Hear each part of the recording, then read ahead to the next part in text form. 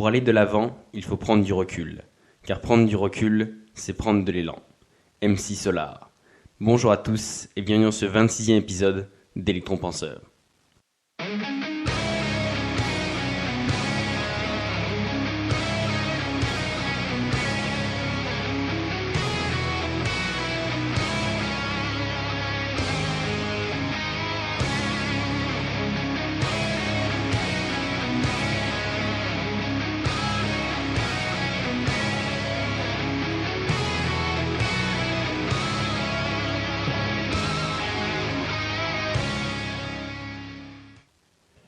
Donc bonjour à tous. Après avoir vu dans un premier temps les différents concepts de base de la PNL, puis dans une seconde petite partie la PNL dans les interactions. Donc cette fois-ci, actuellement dans cette troisième et dernière partie, nous sommes en train d'observer le fonctionnement concret de la PNL sur soi. Pour remettre dans le contexte, si l'élément de la semaine dernière, donc l'ancrage, c'est sûrement le concept le plus incontournable de la PNL. Le sujet du jour, à savoir la dissociation, c'est un concept tout aussi important. Donc, le sujet du jour, ce 26e épisode, la dissociation. Donc, la définition, on va dire, officielle de ce mot, c'est en psychologie, la dissociation est une séparation fonctionnelle entre des éléments psychiques ou mentaux qui sont habituellement réunis. Voilà, donc derrière ce terme barbare et cette définition vague, finalement, en fait, se trouve un concept très simple qui est, en un mot, la dissociation, c'est juste prendre du recul. Donc ça peut être, on va dire, de trois façons. Donc c'est par rapport à soi, par rapport aux autres ou par rapport à sa vision du monde. Donc par rapport à soi tout d'abord. Donc comme on l'a dit dans l'épisode précédent, et si ce n'est pas le cas, je vous invite à aller l'écouter. Donc qui était sur l'ancrage. Donc l'ancrage en fait, il peut s'effectuer soit sur un élément extérieur, soit sur une de nos propres actions, notamment en observant nos attitudes ou nos comportements.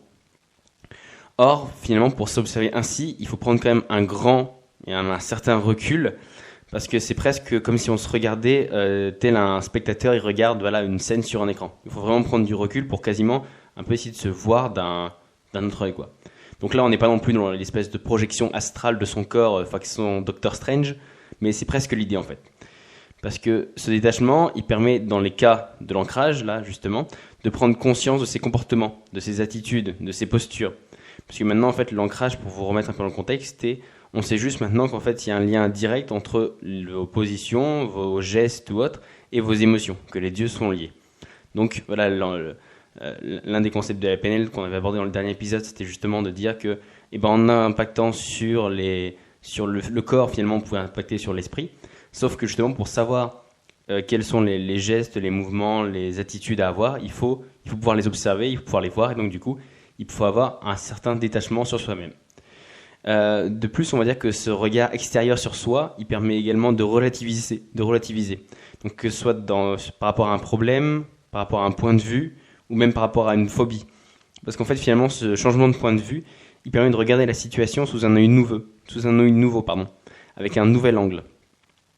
Donc ça, en fait, ça peut nous donner des pistes différentes et originales que uniquement si on avait vraiment une vision fermée de notre petite personne. Donc du coup, voilà, donc dans la projection, on va dire l'espèce de dissociation sur soi-même.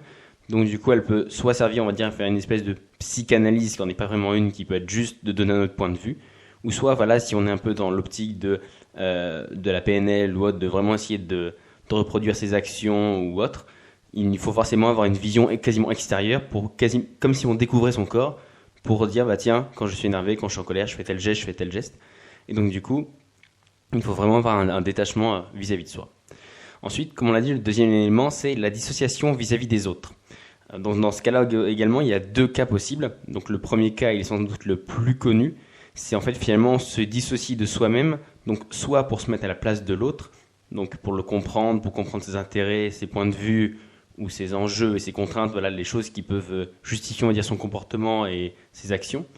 Ou soit, encore une fois, c'est juste pour être un simple spectateur, genre une sorte de troisième personne dans ce débat, donc pour être, on va dire, suffisamment distant de votre parti et de la personne d'en face, pour avoir une espèce de vision impartiale, pour pouvoir juger la vie des deux.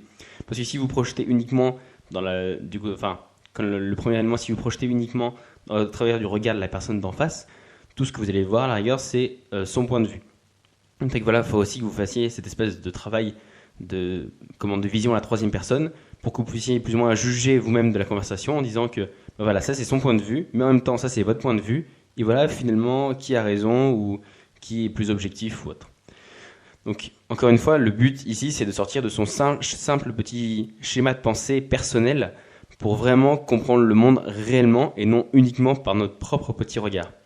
Parce qu'en effet, parce qu'on se réinvente pas, comme on l'a dit en fait dans l'épisode 15, donc qui était la carte n'est pas le territoire, finalement en fait nous créons notre propre réalité, notre propre interprétation du monde. Et finalement en fait ce changement de point de vue, il permet donc en fait d'avoir un second point de vue, d'avoir un second avis et un second regard sur le monde et d'essayer en fait d'en avoir une vision plus précise, peut-être plus réaliste, plus objective avec ce qu'il est vraiment, puisque vous ne l'êtes pas juste par votre propre regard. Dans le deuxième cas, donc là c'était le premier cas, ça peut être pour essayer de comprendre la personne d'en face pour avoir pour comprendre les enjeux ou autres, essayer de mieux comprendre la conversation. Et du coup dans le deuxième cas, c'est le cas de la communication par imitation.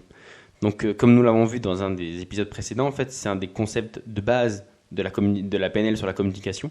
Donc là je vous invite à écouter l'épisode 24 qui en parle. Et donc du coup en fait si vous vous souvenez bien, ce concept il vise à dire que justement en imitant le comportement d'une personne, on allait naturellement donner plus de proximité à la prise de contact, que la conversation risquait d'être plus facile ou autre.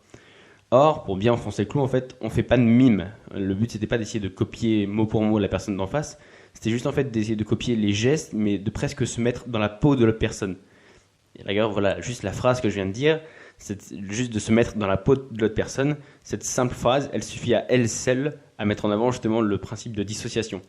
Que finalement, on peut justement faire ce travail par imitation seulement si on arrive à se sortir de sa petite personne pour se mettre à observer les autres, à se dire comment les autres pensent. Donc là, c'est dans le concept de pouvoir améliorer la communication avec les autres.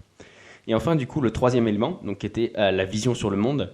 Donc là, histoire d'enfoncer encore un peu plus le clou, et on le répète, finalement, la carte, c'est pas le territoire.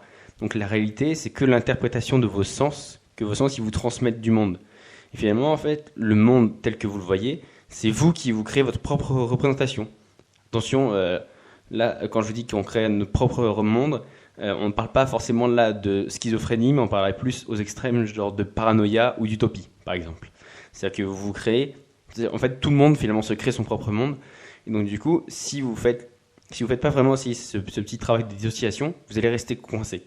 Parce qu'en fait, finalement, le seul moyen de voir au-delà de ce filtre, de voir au-delà finalement de son propre regard ou de sa propre perception de notre esprit, c'est justement d'essayer de s'en détacher, de voir le monde soit à travers des yeux des autres, ou tout simplement en fait d'un autre point de vue. Donc ça peut être toujours, on va dire, à travers vos yeux, à travers vos sens, mais là, limite, vous allez déjà mettre une interprétation dans votre observation du monde. Donc ça peut être une observation bienveillante, une observation curieuse, ou une amélioration améliorative. Je sais pas, par exemple, vous pouvez aller dans une vieille maison complètement en ruine, et puis vous dire, tiens, qu'est-ce qu'on pourrait faire pour la retaper, ou pour lui donner un nouvel angle ou autre.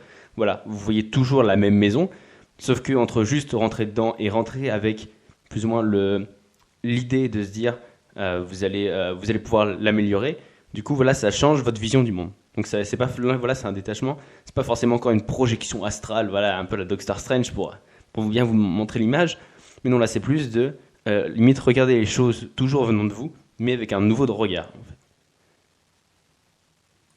Parce que finalement en fait, quand on y réfléchit, vous pouvez pas progresser, vous pouvez pas vous épanouir ou même être objectif vraiment sur le monde si vous faites pas cette espèce de travail de dissociation pour essayer de comprendre le monde tel qu'il est vraiment. Parce que si vous restez borné dans votre avis sans essayer de faire ce travail de dissociation, le problème en fait que vous allez avoir, c'est que vous allez rester à jamais coincé dans vos croyances et que vous allez être persuadé jusqu'à la nuit des temps que votre avis il est le bon. Donc là, vous allez me dire oui, mais peut-être que j'ai raison. Il n'y a pas un petit proverbe qui dit après tout, l'enfer est pavé de bonnes intentions. Donc voilà, c'est un peu ça, c'est de dire, même si vous avez vraiment la vision la plus objective du monde, elle ne peut pas vraiment être objective, elle est toujours que subjective puisque c'est votre vision. La seule manière qu'elle soit un peu plus objective, c'est justement de soit de la regarder avec un œil nouveau, ou soit de la regarder avec un œil complètement détaché, ou bien avec à travers les yeux d'autres personnes ou autres. Parce que finalement, en fait, quand on va bien, pour extrapoler, finalement, les seuls véritables échecs, c'est uniquement en fait nos confrontations avec le monde extérieur. D'ailleurs, reconnaître son erreur, c'est sûrement l'une des plus grandes leçons de ce concept. Et on va dire le développement personnel en général, mais surtout de ce concept en fait. Parce que si vous reconnaissez votre erreur, ça veut dire que vous êtes suffisamment ouvert à un avis extérieur pour que non seulement vous remettiez en question le vôtre, mais qu'en plus finalement vous le trouviez tellement meilleur, tellement objectif, tellement véridique, que finalement en fait vous décidez d'avouer que c'était votre avis qui était mauvais.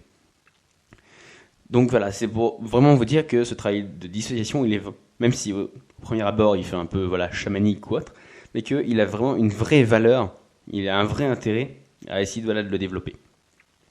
Donc en clair, pour finir, dissociez-vous, braves gens, et essayez de vous émanciper de vos croyances, car c'est seulement là que se trouve la vérité du monde. Je sais, ça fait trop philosophique, mais il fallait bien que je finisse sur une petite phrase comme ça. Donc voilà, donc ça c'était le petit épisode du jour. Avant de finir, donc là on passe sur le petit call to action, donc le petit passage à l'action, la petite action concrète du jour. Donc finalement en fait dans l'épisode du jour, je vous ai proposé 3 concepts, donc 3 pistes pour essayer de développer la dissociation. Et donc finalement à vous de choisir le concept que vous voulez tester, celui dont vous pensez que vous avez le plus besoin, ou à la rigueur celui qui titille un peu votre curiosité. Donc sinon, du coup, à vous de voir si vous voulez prendre du recul sur vous-même pour vous analyser ou apprendre à mieux vous connaître, ou si vous souhaitez enrichir la portée de votre conversation ou de vos interactions avec les autres, ou encore si vous voulez vous enrichir de toute la connaissance du monde en bousculant inévitablement vos idées reçues et votre conception du monde au fur et à mesure où vous allez apprendre. Donc du coup, finalement, on peut dire que la dissociation, c'est une piste intéressante dans votre quête de développement, finalement. Donc là, à vous de les tester, à vous d'essayer d'en prendre une des 3, celle qui vous tente le plus, et d'essayer de vous lancer. Donc là, vous allez me dire, ouais, d'habitude, le call to action, il est quand même assez précis, c'est des choses à faire, et là, t'es vachement vague ou autre. Mais en fait, il est volontairement vague, ce call to action. Parce que, justement, le concept du jour, c'est qu'il faut essayer de penser en dehors du moule, d'essayer d'élargir son champ de pensée. Or, du coup, il serait très mal avisé de ma part d'essayer de vous imposer le mien. Donc là, je vous donne juste des pistes. Donc maintenant, à vous de creuser et à vous de vous amuser et de voir ce que vous en trouverez. Voilà. 2 petites choses avant de terminer cet épisode. Donc la première, c'est que là, au moment où j'enregistre, on vient de dépasser les 300 écoutes. Donc merci vraiment beaucoup à toutes et à tous. Donc du coup, dans cette même lancée, on va dire, pour essayer d'être plus nombreux, si l'épisode ou même juste le concept, il vous plaît, et apparemment il vous plaît, puisque vous continuez de l'écouter et que vous êtes toujours un peu plus nombreux. Donc du coup, je vous invite à n'hésiter pas à le partager ou en parler avec vos amis, votre famille, vos animaux de compagnie ou autres, ou tout simplement à laisser un petit avis sur la plateforme d'écoute de votre choix. D'ailleurs, juste pour que j'ai un retour de ce qui vous plaît, ce qu'il faudrait que j'améliore ou autre, ce serait sympa. Et en plus, du coup, ce serait vraiment dommage de priver le monde d'une telle aventure. Donc mettez-vous un peu à sa place. Donc là, et bim, vous voyez comment on relie habilement le sujet du jour avec un coup de pub. Non, plus sérieusement, en fait, non, vraiment merci à toutes et à tous pour ceux qui m'écoutent. Et du coup, une dernière petite chose avant de vous quitter. Donc, comme vous le savez forcément, il y a quelques heures, là au moment où j'enregistre, finissait l'emblématique série de Game of Thrones. Donc, je ne me prononcerai pas sur la fin, mais du coup, en fait, pour l'occasion, donc j'ai publié en fait quotidiennement des petits mini-articles. Donc, j'entends par mini-articles, genre c'est quelques lignes qui mettent moins de 5 minutes à lire. Donc du coup, avec une petite étude psychologique des différents personnages clés de la série, donc de toutes les séries, même ceux qu'on a pensé oublier. Donc du coup, si ça vous tente, ça vous plaît, n'hésitez pas à aller jeter un œil, c'est sur la page Facebook, vous tapez juste Electron Penseur. Et donc du coup, si ça vous intéresse, allez jeter un œil. Du coup, moi je vous dis encore une fois merci, puis je vous dis à la semaine prochaine pour un prochain épisode. Ciao!